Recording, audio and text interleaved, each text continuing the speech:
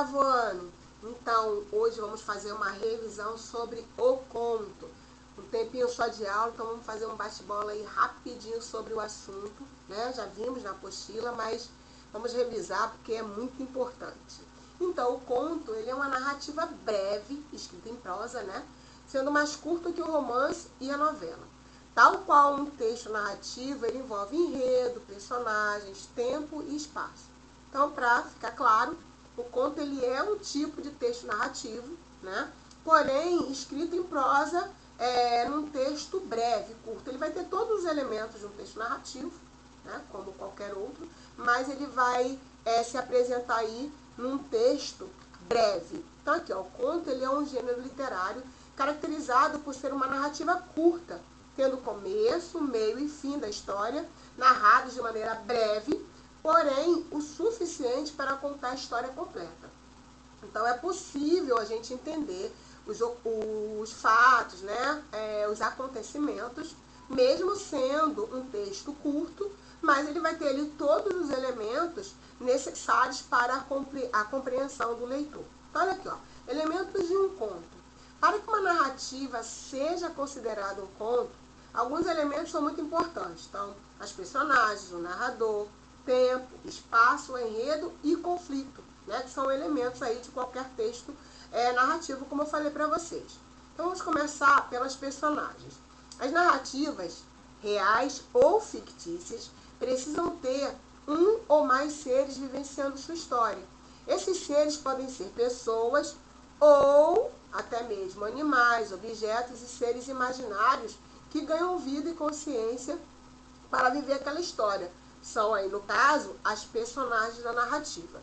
Então não importa se é uma pessoa ou um outro ser, desde que ele ganhe vida, né, para desempenhar um papel de personagem sem problema algum. Tá bom, gente? Então a personagem pode ser pessoas, mas também pode ser outros seres, como animais, objetos, como eu falei para vocês.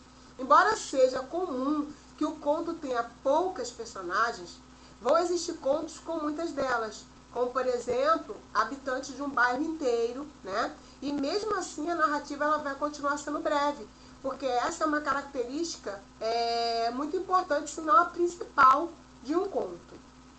Então, as personagens, de acordo com sua importância para o desenvolvimento da narrativa, pode ser protagonista, antagonista ou figurante, que a gente chama de secundárias também, né? A personagem figurante também pode ser aquela secundária, tá? Então, a protagonista, gente, vai ser aquela personagem principal, né? Ou seja, os fatos vão ocorrer em torno dela, que pode ser um protagonista ou mais de um, tá? No caso do conto, geralmente é um, por ser uma narrativa breve. E o antagonista é quem se opõe ao protagonista, né? O opositor do protagonista. E os figurantes, como eu falei para vocês, são aquelas personagens ali que vão complementar o enredo, a história. Lembrando, gente, a gente tem o hábito de achar que o protagonista é sempre o herói, né? É o bonzinho da história. E não necessariamente. A gente tem protagonistas aí com perfil bem cruéis, né? Mas, então assim, a gente tem protagonistas que são, ou seja, que representam o mal, ok? Então, a gente tem que perder um pouco aí esse hábito de achar que protagonista é sempre o bonzinho, o herói, e o antagonista é o vilão da história. Nem sempre é assim que ocorre aí nas histórias, seja conto ou qualquer outro texto literário. Tá bom, gente? Então, o narrador é a voz que conta a história dentro da narrativa, tá? O narrador ele pode contar a história de três maneiras. Ele pode ser um narrador personagem, quando as personagens que vivenciam a história faz também o papel de narrador, ou seja, a história ela é contada em primeira pessoa, tá? Então, a gente vai ter aí o narrador também sendo um personagem, então ele vai vivenciar esses fatos, ele vai vivenciar essa história, ele vai fazer parte diretamente da história. Temos aí o narrador observador. Esse tipo de narrador, ele não participa da história, gente. Ao invés disso, ele é apenas uma voz contando o que acontece, narrando a história aí em terceira pessoa. Então, essa forma de narrar a história em primeira pessoa ou em terceira pessoa vai ser um meio da gente classificar o tipo de narrador, tá? Então, se a história é narrada em primeira pessoa, temos um narrador personagem. Se é narrada em terceira pessoa, temos um narrador observador. A gente ainda tem um terceiro narrador, que é o narrador onisciente. Assim como o narrador observador, ele também não participa da história, ou seja, ele vai contar a história em terceira pessoa.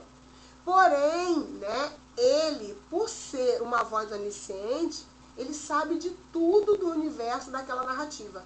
Então ele sabe e pode contar o que as personagens estão pensando, o que estão sentindo, o que acontece, o que vai acontecer no futuro, o que aconteceu no passado, enfim, né? A palavra onisciente significa aquilo que tudo sabe, aquilo que tudo vê.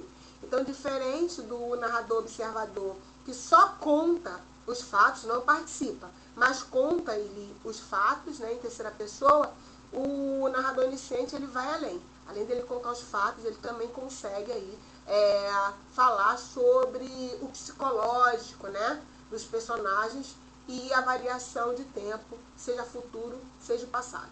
Tá bom? O tempo. Então, as narrativas passam-se em um período determinado. Trata-se então do tempo, ou seja, a duração entre o início e o final da narrativa e da época em que a narrativa ocorre, tá? Alguns contos são sobre histórias que se passam nos dias de hoje, né? Mas outros, né, podem aí se passar em algum lugar do passado ou até mesmo em um futuro imaginado aí pelo autor e descrito pelo narrador da história. Então, o tempo é aquele período entre o início e o final da narrativa, tá bom? O espaço, gente, assim como o tempo, as narrativas precisam ocorrer em um espaço específico, né? Ele vai ser descrito explícita ou implicitamente onde as personagens se situam ali. Então, o que acontece? O espaço ele pode ser apresentado ao leitor de uma forma explícita, né? Demonstrando ali característica do local onde a narrativa ocorre, onde os personagens estão se situando, ou de forma implícita, ou seja, às vezes não está claro onde está acontecendo ali os fatos, através de pistas, né, de dicas é que a gente consegue entender, tá? Então, por tratar-se de uma narrativa breve e curta, é mais comum que o conto ocorra apenas em um ou poucos espaços, mas ainda é possível que muitos cenários sejam percorridos durante a história. Pode ser apenas um pequeno cômodo de uma moradia, mas pode ser um país inteiro ou uma galáxia distante e imaginária aí pelo autor, tá? Imaginada pelo autor.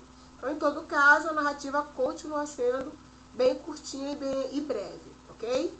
Então, esse espaço aí, ele normalmente, no conto, é um espaço pequeno, mas não é uma via de regra, tá?